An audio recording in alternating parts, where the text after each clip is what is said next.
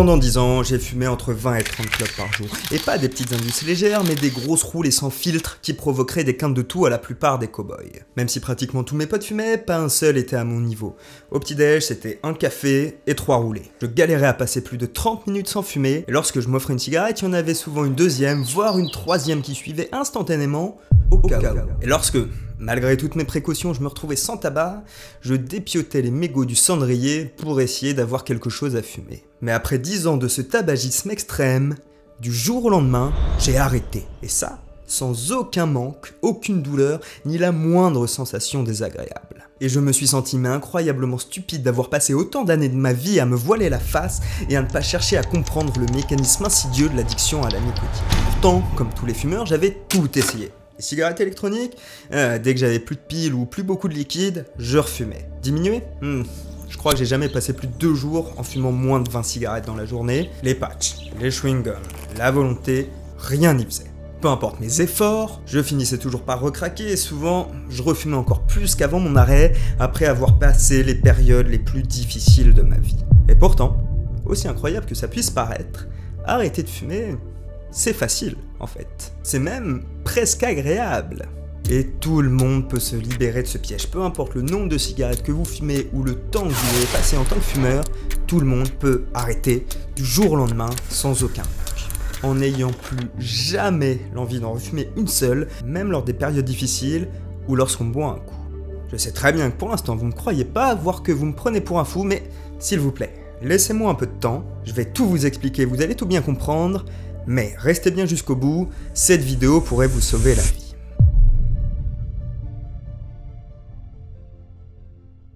On commence tous à fumer pour des raisons incroyablement stupides. Que ce soit pour faire le grand, se sentir adulte, avoir l'air cool, faire comme les autres, etc., etc. Comme si se mettre à fumer était un rite initiatique pour passer à l'âge adulte. Et surtout, on se croyait tous assez intelligents pour échapper au piège, persuadés qu'on n'était pas accro jusqu'au jour où la réalité nous rattrape lorsqu'on essaie d'arrêter de fumer pour la première fois.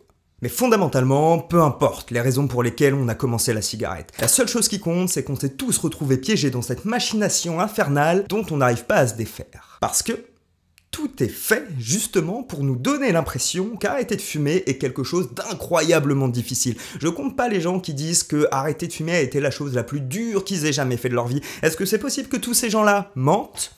On va voir ça. Pour le reste de la vidéo, c'est extrêmement important que vous gardiez l'esprit ouvert et que vous essayiez d'oublier absolument tout ce que vous savez sur le tabac et l'addiction à la nicotine. Parce que je vais devoir balayer un certain nombre de mythes extrêmement tenaces quant à celle-ci. Je risque de vous étonner, de vous surprendre et au début vous serez sûrement pas d'accord avec moi. Et c'est pas grave, oubliez pas que pendant des siècles, tout le monde pensait que la Terre était plate et que le soleil tournait autour de nous. Alors avant de rentrer dans le vif du sujet, laissez-moi citer Monsieur Spinoza avec une de ses plus belles leçons. La force d'une conviction est sans rapport avec sa véracité. Tout le monde sait que fumer, c'est complètement stupide. Ça nous ruine la santé, ça vide notre compte en banque, ça empeste les pièces, les vêtements, nos voitures, ça nous donne des haleines de cendrier. Bref, ça n'a absolument rien de positif. Rien. Pourtant, malgré les campagnes anti-tabac, les images chocs sur les paquets, les slogans, le fait que tout le monde sache que fumer c'est mauvais, on fait l'autruche. Malheureusement pour nous, notre cerveau est une machine incroyablement puissante et pour nous éviter une dissonance qui nous rendrait complètement fous, il nous leurre pour nous trouver des raisons logiques de continuer à fumer. Les plus communes, celles que je sortais, que vous avez sûrement sorties aussi, sont « j'aime les cigarettes, j'apprécie le goût du tabac, ça me détend, ça m'aide à me concentrer, etc. etc., etc. » Vous voyez de toute façon toutes ces choses qu'on sort inlassablement pour continuer à fumer. Pourtant, ces bonnes raisons que l'on invoque sans cesse ne sont que de piètres excuses pour camoufler la vérité, et la seule vraie raison pour laquelle on continue la clope, c'est qu'on est accro à la nicotine et qu'on est terrifié à l'idée d'arrêter. Je reviendrai sur chacun de ces points un peu plus tard, mais faisons rapidement une analogie avec l'obésité. Je suis à peu près persuadé que n'importe quelle personne obèse, peu importe ce qu'elle puisse dire, qu'elle se sente bien dans son corps, qu'elle aime les plats qu'elle mange, etc., si on lui proposait une petite pilule magique qui, s'il suffisait de la prendre pour devenir mince instantanément, elle la prendrait. J'en suis convaincu. Et c'est exactement la même chose avec les fumeurs. Peu importe les raisons qu'on peut sortir, si on nous proposait une pilule magique qui nous permettrait de devenir instantanément un non-fumeur, on la prendrait tous. Et on serait même sûrement prêt à la payer très très cher. Malheureusement, pour les personnes en surpoids, cette pilule n'existe évidemment pas. Si elles veulent redevenir minces, elles vont devoir rééquilibrer toute leur vie et leurs habitudes sportives et alimentaires. Heureusement par contre, pour les fumeurs, bien sûr, cette pilule n'existe pas non plus, mais la bonne nouvelle, c'est qu'il n'y a pas besoin de pilule magique pour arrêter de fumer sans aucun manque, ni aucune souffrance. En fait, il suffit de comprendre que fumer ne nous apporte rien et n'a aucun intérêt. Et qu'on fume uniquement parce qu'on est accro à la nicotine. Et qu'en brisant l'addiction mentale, on n'aura plus envie de fumer, tout simplement. Je veux dire, il n'y a quasiment rien de pire dans la vie que les addictions. Tout le monde veut être libre, et lorsqu'on est accro, on se condamne à une vie d'esclave. Et personne ne veut être un esclave. Et pour pouvoir se libérer de cette prison, il est important de ne plus avoir peur de la libération. Et pour ne plus avoir peur, il faut comprendre ses mécanismes et savoir comment elles marchent.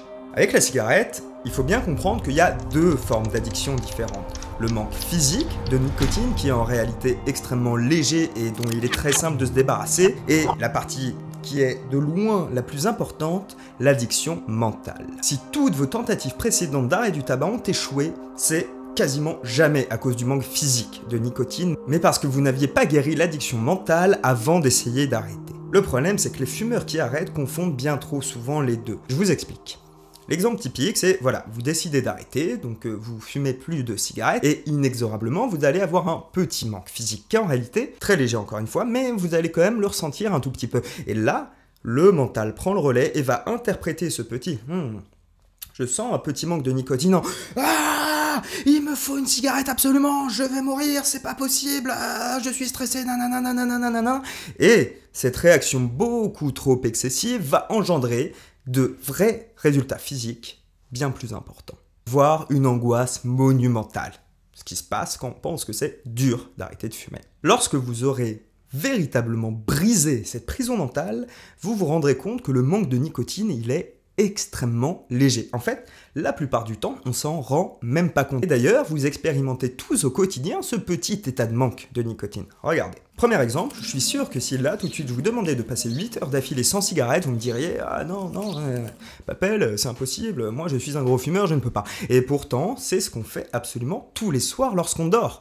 On n'injecte pas de nicotine, donc on est en manque de 8 heures de nicotine, vous voyez, et pourtant lorsqu'on se réveille, on n'est pas là à avoir des sueurs froides, à pas se sentir bien, etc., etc., non, juste on se réveille et on fait notre vie, on ne sent pas vraiment de manque. Bon, ok, là vous allez me dire, oui, mais je dors, du coup je suis pas conscient, c'est pas pareil, etc. Ok. Deuxième exemple, si vous avez déjà pris un vol long courrier, vous voyez peut-être de quoi je veux parler. Dans un vol qui peut durer 10, 15, 20 heures, etc., vous vous rendez compte souvent avec étonnement que pendant le vol, vous n'avez pas envie de fumer. Tout simplement parce que vous ne pouvez pas et votre cerveau l'a bien compris, l'a accepté et il n'y a pas de souci. En fait, l'envie va se déclencher qu'au moment de l'atterrissage, là où vous savez que bientôt vous allez enfin pouvoir fumer à nouveau. C'est exactement la même chose lors d'un examen ou d'un concours. Vous êtes enfermé pendant 4 heures dans une salle, et pendant ces 4 heures, vous ne ressentez pas d'envie de fumer. Elle arrive qu'au moment où vous allez rendre votre copie et où vous allez bientôt pouvoir être libéré et aller fumer cette cigarette bien méritée. Et ça, c'est pour une simple et bonne raison, c'est que le manque physique de nicotine, je le répète, est extrêmement léger. Il est presque imperceptible en fait. Encore une fois, c'est notre mental qui interprète ce dernier lorsqu'on essaie d'arrêter et qui en fait des caisses pour rien. Donc, je pense que là, vous voyez où je veux en venir. Tant qu'on n'a pas guéri l'addiction mentale, ça sert pas à grand chose d'essayer de stopper l'addiction physique. C'est vraiment prendre le problème à l'envers. Bref, tout ça m'amène à mon deuxième point pour vous sortir de ce poison.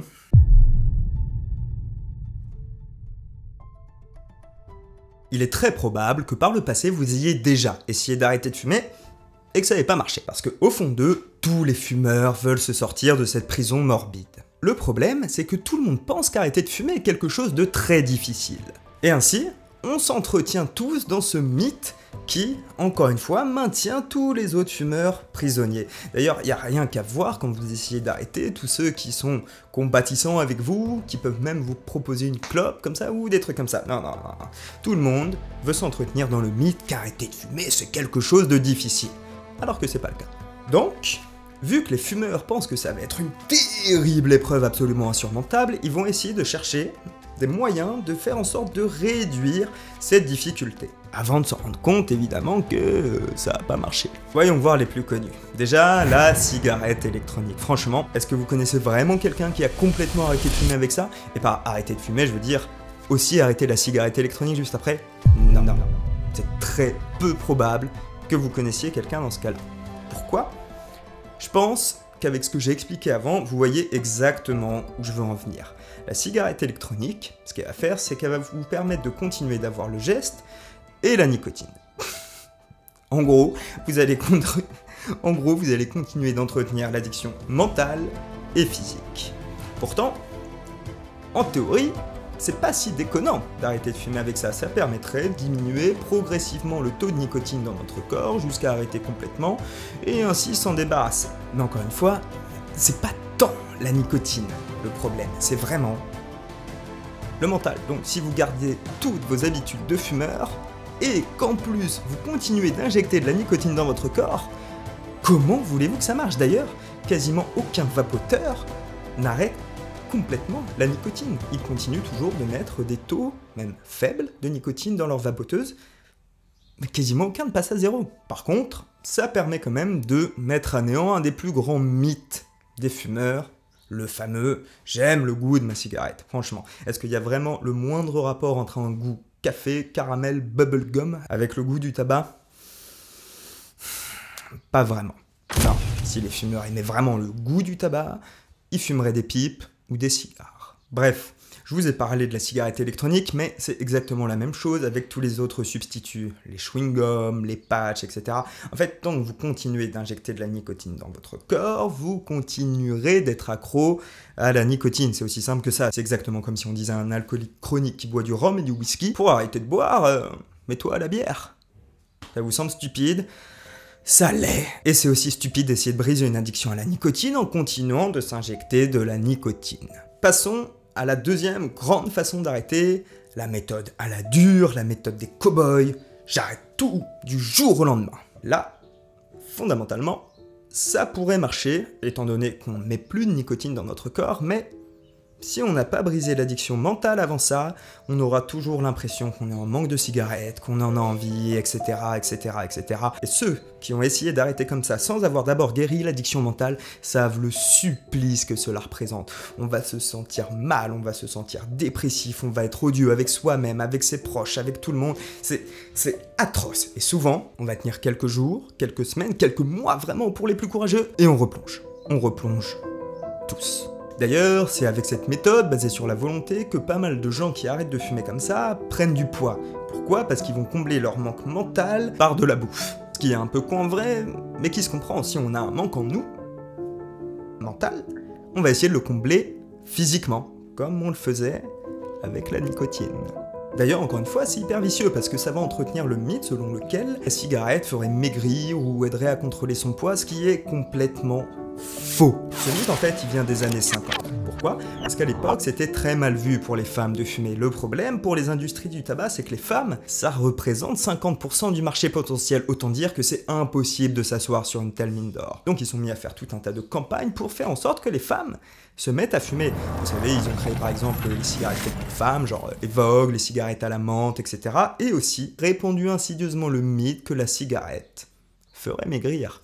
Franchement, si la cigarette aidait vraiment à perdre du poids ou à le réguler, vous croyez pas que ce serait marqué sur les paquets de tabac, que ce serait vraiment quelque chose de reconnu scientifiquement, et pas juste des petits bruits de couloir, ou qu'on aurait, je sais pas moi, des cigarettes spéciales minceurs? Imaginez la force d'un marketing comme ça, évidemment que ça aurait lieu. Et pourtant, c'est pas le cas pour la simple et bonne raison que les cigarettes ne font pas maigrir. Vraiment, si certains fumeurs qui arrêtent prennent du poids, c'est tout simplement parce qu'ils mangent plus qu'avant. Et si tu augmentes les calories que tu manges par rapport à ce que tu dépenses, tu prends du poids. Mais ça, tout le monde le sait, n'importe qui le sait. Donc arrêtez de penser que c'est la cigarette, c'est complètement stupide. Ce sont juste des gens qui cherchent à combler un manque mental. À ce moment de la vidéo, je pense que vous commencez vraiment à comprendre là où je veux en venir. Tant qu'on n'a pas guéri pour de bon cette addiction mentale, ça sert en réalité à rien d'essayer de guérir l'addiction physique qui est bien plus minime et presque imperceptible. C'est le mental qui nous maintient enfermés dans cette prison. Et tant qu'on continuera d'avoir recours à des substituts, d'injecter de la nicotine dans notre corps ou d'être persuadé qu'on a envie de fumer, rien ne changera. Donc je pense que maintenant il est temps de voir enfin comment arrêter de fumer pour de bon.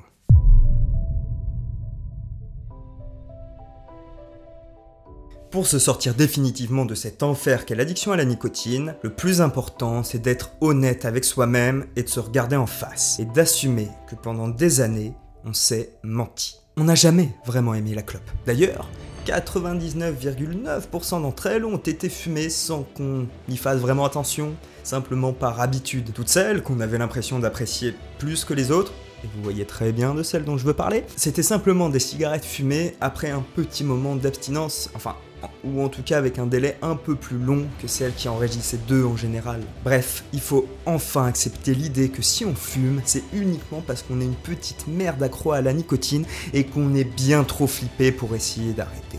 Et qu'en plus, on se ment à soi-même. Il faut vraiment se mettre à détester la clope et la regarder en face pour ce qu'elle est vraiment.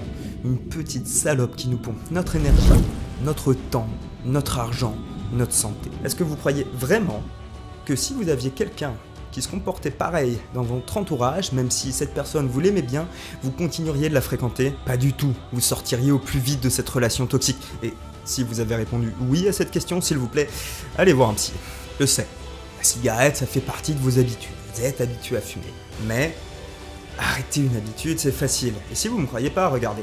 Depuis qu'on est petit, on conduit à droite avec le volant à gauche en France. Il n'y a rien de plus habituel que ça. Et pourtant, si vous allez outre-Manche, que vous vous retrouvez en Angleterre où ils font tout l'inverse, c'est-à-dire qu'ils conduisent à gauche avec le vent à droite, et là si vous avez déjà fait cette expérience, vous êtes sûrement en train de sourire, bah en fait, pour ceux qui ne le savent pas, cette habitude elle met moins de 2 heures à se défaire. Sur la conduite, le truc dont on a le plus l'habitude au monde. Donc vraiment, changer ses habitudes, c'est extrêmement facile. Encore une fois, notre cerveau est une machine absolument formidable, prête à s'adapter à tout. Je sais. Vous pouvez avoir de l'appréhension quant au fait d'arrêter par rapport au bon moment. Autour d'un verre, avec vos amis, lors d'un séjour en vacances, etc. Vous avez l'impression que sans cigarette, ce sera atroce. Mais non. Est-ce que vous croyez vraiment que tous les non-fumeurs ne passent pas des bons moments? Bien sûr que si, en fait, ils sont même souvent meilleurs parce qu'ils n'éprouvent absolument pas cet état de manque. Ces bons moments sont des bons moments parce que, en tant que tels, ils sont des bons moments. C'est absolument pas la cigarette qui les rend agréables. Donc si vous vous demandez à quoi ça ressemble en fait une vie sans fumer, bah, au risque de vous décevoir, c'est exactement la même chose qu'une vie de fumeur. Vous aurez toujours des galères de magnole, des problèmes au taf, un patron chiant, vous allez toujours vous engueuler avec votre copine, bref, vous vivrez la même vie, tout simplement. Lorsque vous arrêterez, il n'y aura pas de fête en votre honneur. Personne va sortir le champagne, il n'y aura pas de feu d'artifice, en fait, la plupart des gens vont même pas tellement croire en vous, ils vont sûrement rigoler un peu, en étant absolument persuadés que vous allez reprendre d'ici pas longtemps. À part vous, personne ne célébrera votre victoire. Mais vous saurez ce que c'est que d'éprouver enfin un nouveau sentiment de liberté. Pour vous imaginer la vie d'un non-fumeur, c'est simple. On se sent en fait tout le temps comme si on venait tout juste de fumer une cigarette. Pourquoi? Parce qu'on n'éprouve pas de manque. Donc ouais, votre vie va pas changer fondamentalement. Par contre, vous aurez un petit peu plus de thunes pour vous faire plaisir ou faire des cadeaux à votre conjoint, un peu plus de souffle pour reprendre le sport et perdre un peu de bedaine. Vous aurez plus de temps après l'amour avec votre meuf, au lieu de juste foncer fumer une cigarette et puer le cendrier en la retrouvant. Lorsque vous bosserez, vous serez plus distrait par l'idée d'une clope et vous serez beaucoup plus efficace, plus détendu. Alors évidemment, il y a plein de merdes qui vous arriveront dans la vie, parce que la vie nous réserve un sacré paquet de merdes, mais au moins, vous les prendrez pour ce qu'elles sont et vous les affronterez normalement. Vous n'allez pas en rajouter une couche avec un paquet de tabac et faire de ces merdes un véritable enfer. En fait, vous serez libre. Tout simplement. Libéré. Alors, comment sortir enfin de cette terrible addiction mentale dont je parle depuis le début de la vidéo? C'est en fait extrêmement simple et vous n'avez qu'une seule chose à faire, incroyablement facile. Vous devez lire le livre « La méthode simple pour en finir avec la cigarette » écrit par Alan Carr. Et là, je sais que ça peut paraître incroyable, quoi. Il suffirait d'un livre pour arrêter de fumer. Posez pas de questions. Allez l'acheter, ça vaut moins cher qu'un paquet de clopes. Vous pouvez le trouver en librairie, vous pouvez le trouver sur votre liseuse, sur le Kindle de votre téléphone directement. Bref, posez pas de questions. achetez-le, lisez-le, et remerciez-moi après. On se retrouve de l'autre côté, de celui des non-fumeurs. C'était Papel, disons à la prochaine. Prenez soin de vous, éclatez-vous, et chauffez-vous, et surtout, abonnez-vous.